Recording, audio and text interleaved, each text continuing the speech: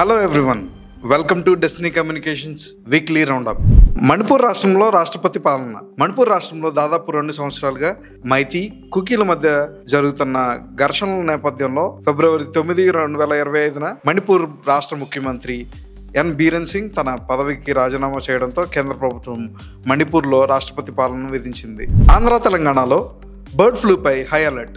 ఆంధ్ర తెలంగాణలో ప్రభుత్వాలు bird ఫ్లూపై high అలర్ట్ను ప్రకటించింది. చికెన్ అమ్మకాలు, కోళ్ల ఫారంలకు మార్గదర్శకాలు విడుదల చేశాయి. తాజాగా ఆంధ్రప్రదేశ్లో ఒక వ్యక్తి ఈ వ్యాధి బారిన పడటంతో ప్రజలను కూడా అప్రమత్తం చేశారు. కొత్త ఆదాయపు పన్ను బిల్లు 2025ను లోక్సభలో ప్రవేశపెట్టిన ఆర్థిక మంత్రి నిర్మలా సీతారామన్ ప్రస్తుతం ఉన్న ఇన్కమ్ ట్యాక్స్ చట్టాన్ని సడలించాలని కొత్త ఆదాయపు పన్ను bill 2025 new income tax bill 2025ను ఆర్థిక మంత్రి నిర్మలా సీతారామన్ లోక్సభలో ప్రవేశపెట్టిన తర్వాత బిల్లును సెలెక్ట్ కమిటీకి పంపించారు.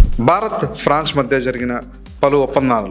2 రోజుల పాటు ఫ్రాన్స్ పర్యటనకు వెళ్లిన ప్రధాని మోదీ ఆ దేశ అధ్యక్షుడు ఎమాన్యుయల్ మెక్రాన్తో ఇరు దేశాల మధ్య వాణిజ్యం, పెట్టుబడుల రంగాల్లో ద్వైపాక్షిక సంబంధాలను మరింత బలోపేతం చేసుకోవడానికి పలు ఒప్పందాలు చేసుకున్నాయి. పిఎం వికాస్. ప్రధానమంత్రి విశారత్ కా సంవర్ధన్ పిఎం వికాస్ పథకానికి సంబంధించిన సమాచారాన్ని కేంద్ర మైనారిటీ అండ్ ఎంప్లాయ్మెంట్ వ్యవహారాల మంత్రి శ్రీ కిరణ్ రిజిజు పార్లమెంట్లో ప్రశ్నోత్తరాల సమయంలో రాజ్యసభకు తెలియజేశారు. ప్రధానమంత్రి విశారత్ కా సంవర్ధన్ పిఎం వికాస్ పథకంలో మైనారిటీ వ్యవహారాల మంత్రిత్వ శాఖచే అమలు చేయబడుతుందని సీకో ఔర్ కమావో, నయా మంజిల్, నయీ రోష్ని, హమారీ ధరోహర్ మరియు ఉస్తాద్ వంటి పథకాలు ఈ పథకం కింద ఉన్నాయని చెప్పారు. అంతరిక్ష ప్రయోగాలకు స్వదేశీ మైక్రో ప్రాసెసర్. మేక్ ఇన్ ఇండియాలో భాగంగా అంతరిక్ష ప్రయోగాలకు ఉపయోగపడే స్వదేశీ మైక్రో ప్రాసెసర్ సెమీకండక్టర్ చిప్ను భారత అంతరిక్ష పరిశోధన సంస్థ ఇస్రో, ఐఐటి మద్రాస్ కలిపి రూపొందించాయి. ఈ చిప్ను IRISగా వ్యవహరిస్తున్నారు.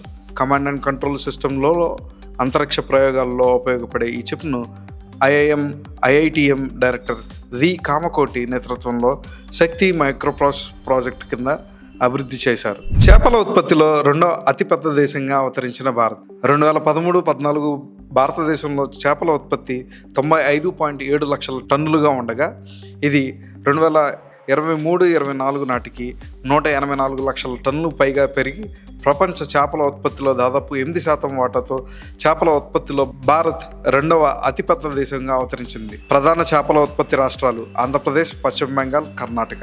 దేశంలో ఎస్సీ వర్గీకరణ ప్రక్రియ పూర్తి చేసిన తొలి రాష్ట్రంగా తెలంగాణ. పంజాబ్ ప్రభుత్వం versus Davinder Singh and others కేసులో 2024లో ఎస్సీ వర్గీకరణకు అనుకూలంగా సుప్రీంకోర్టు తీర్పు వెలువడిన తర్వాత దేశంలో ఎస్సీ వర్గీకరణ ప్రక్రియ పూర్తి చేసిన తొలి రాష్ట్రంగా తెలంగాణ నిలిచింది. జస్టిస్ షమీం అఖ్తర్ నేతృత్వంలో ఏకసభ్య కమిషన్. ఎస్సీ వర్గీకరణపై జస్టిస్ షమీం అఖ్తర్ నేతృత్వంలో 2024 అక్టోబర్ 11న రాష్ట్ర ప్రభుత్వం నియమించిన ఏకసభ్య కమిషన్ 4 సిఫార్సులతో 2025 ఫిబ్రవరి 3న మంత్రివర్గ ఉపసంఘానికి నివేదిక ఇవ్వగా వాటిలో 3 సిఫార్సులను మాత్రమే ప్రభుత్వం ఆమోదించింది. 5 ఏళ్ల తర్వాత తొలిసారిగా రెపో రేటు తగ్గించిన RBI. Reserve bank of India దాదాపు 5 సంవత్సరాల తర్వాత మొదటిసారిగా రెపో రేట్ 25 బేసిస్ పాయింట్లు 0.25% తగ్గించడంతో రెపో రేట్ 6.5% నుంచి 6.25% దిగివచ్చింది. ఖర్చులను పెంచడానికి, వృద్ధిని ప్రోత్సహించడానికి ప్రభుత్వం కేంద్ర బడ్జెట్లో వ్యక్తిగత పన్ను రేట్లను తగ్గించిన క్రమంలోనే ఈ రేటు తగ్గింపు నిర్ణయం వచ్చిందని తెలిపారు. 100 గిగావాట్ల సోలార్ ఇంధన సామర్థ్యాన్ని సాధించిన భారత్. సోలార్ ప్యానెళ్లు, సోలార్ పార్కులు, పిఎం సూర్యఘర్, మఫ్తీ బిజ్లీ యోజన పథకాల ఫలితంగా సోలార్ ప్యానెళ్లు, సోలార్ పార్కులు, పిఎం సూర్యఘర్, మఫ్తీ బిజ్లీ యోజన పథకాల ఫలితంగా సోలార్ విద్యుత్పాదన సామర్థ్యంలో భారత్ 100 గిగావాట్ల సోలార్ ఇంధన సామర్థ్యాన్ని సాధించిందని నూతన పునరుత్పాదక ఇంధన వనరుల శాఖ మంత్రి ప్రహ్లాద జోషి తెలిపారు. త్వరలో దేశంలో తొలి హైడ్రోజన్ రైలు. ప్రపంచంలోనే అతిపెద్ద రైల్వే నెట్వర్క్ కలిగిన భారత రైల్వే 2030 నాటికి నికర సౌఖ్య కార్బన్ ఉద్గారిణిగా మారాలని భారత్ పెట్టుకున్న లక్ష్యంలో భాగంగా త్వరలోనే దేశంలో తొలిసారిగా హైడ్రోజన్ రైలును తీసుకురాబోతుంది. ఈ హైడ్రోజన్ రైలు ఇంజన్ను భారత్ రైల్వేల పరిశోధన రూపకల్పన ప్రమాణాల సంస్థ RDSO పూర్తిగా దేశీయంగా అభివృద్ధి చేసింది.